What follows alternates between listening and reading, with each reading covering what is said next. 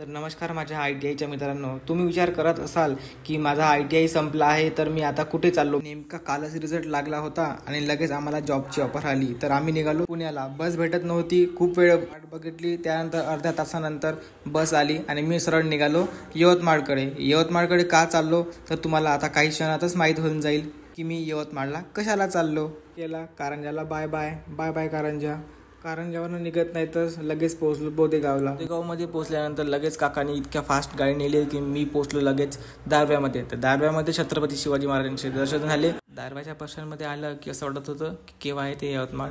तर हा पूल कुठचा आहे मित्रांनो हे कमेंटमध्ये सांगा बरं.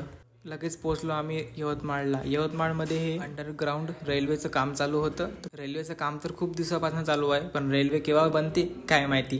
तर मित्रांनो, लोहाऱ्यामधील कोण मला फॉलो करते हे पण कमेंटमध्ये सांगा. बॅग उचलली, उतरलो संविधान चौकमध्ये. मित्रांनो, आता इथे इंटरेस्टिंगची गोष्ट हे बघा. माझे मित्र, मी एकटाच पुण्याला नाही चाललो होतो, तर माझे सगळे मित्र येणार होते पुण्याला. लगेच फोटोशूट केला.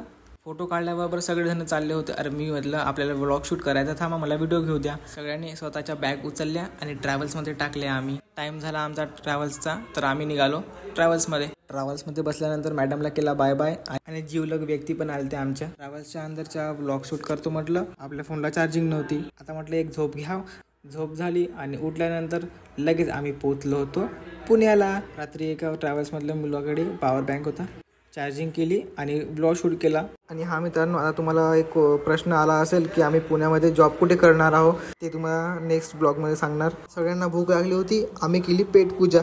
तर असा होता मित्रांनो आजचा ब्लॉग. कसा वाटला तुम्हाला कमेंटमध्ये नक्की सांगा.